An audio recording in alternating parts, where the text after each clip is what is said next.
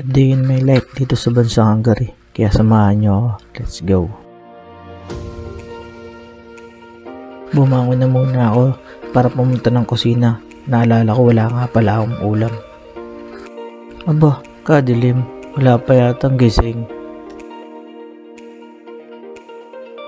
Pasok pala kami ngayon. Kaya magsasalang muna ako ng aking pagkain.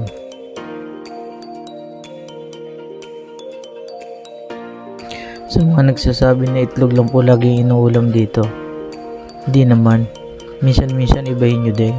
Nakakaumay din pag palaging itlog. Kaso naglagay pa rin ako ng 2 itlog. Pampatagal umay baga.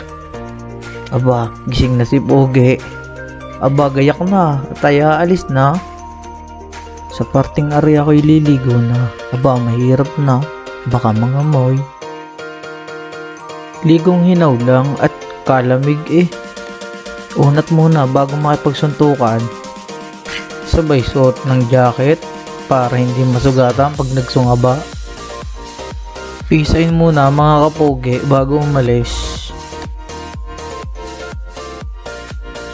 Aba, ako na lang pala hinihintay. Outfit check muna mga kapogi.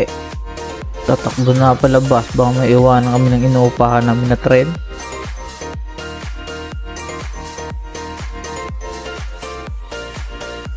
Lakad malala. Kaway muna, kapogi. Ayan, nasa labas na kami. Lakad muna, pababa ng subway para masakayan na namin yung inuupahan namin na train. Aba, umagang-umaga pa lang kadami ng tao. Kasi sipag ng tao din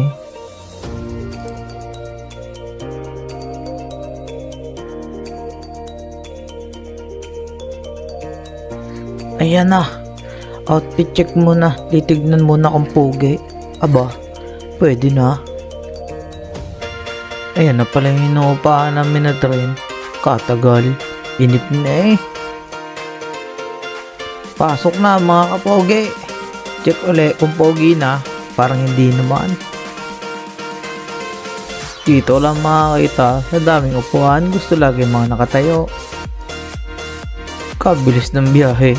Bagya pala nakakaupo palabas na ulit Lakad na naman, malala.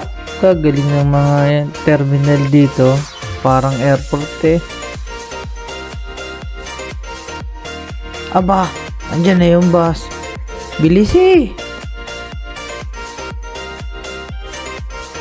Libre na naman ang bus din Basta wag ka lang akong papahuli. 1 eternity later. Ayun na. Pababa na nga kami.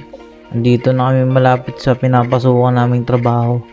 Wala namang pinagkaiba sa trabaho sa Pilipinas. Medyo lumaki lang kaunti ang sahod. Kumbaga pag nag-scatter ka, aabutin pa ng 1 oras ang sahod mo sa Pinas. Din aabutin naman mga 7 kalahati. Aba, laban-laban na rin. Kaysa sa wala, papasok na kami. Puputulin ko na muna. Bawal daw cellphone dun 1 eternity later. Diga, kabilis. Check mo muna kung may galos. Parang hindi mo lang yata nagalusan. Alas 6 na, pero tignan mo naman. Dilat na dilat pa araw. Na ulit ng bus. Tayo na tayo pa uwi, mga kapogi. Tamang standing muna habang nakatayo. Ganun kalayo ang binabiyahe namin araw-araw, mga kapogi. Kaya sa mga gustong mag-abroad dyan, wag na kayong magtatlong isip. Apatin nyo na. Mura lang naman ang sasakyan din Kapresyo ng kung paano ako kumuha ng lisensya. Kaso, sa ganda ng transportation dito, hindi ka naman mapapaisip na kumuha ng sasakyan Kaya magtiyaga na lang mag-commute. Pagbaba namin dumating na isang mabilis na bus. Tatakbo, baka may iwanan. Parang di galing ng trabaho Pwede pa mag-straight. Parang agalos-galos. Baba na uli at tayo na may sasakay sa kabila mga kapogi. Pero sa biyahe din didiskartehan mo na lang talaga kung paano ka makakauwi na maaga. Konting lakad tapos konting view sa mga nakakasalubong na tao. Tatakbo na naman, paangat. At ayun dyan na yung bus. Baka na naman maiwan. Pugi, check muna. At baka haggard na mga makauwi.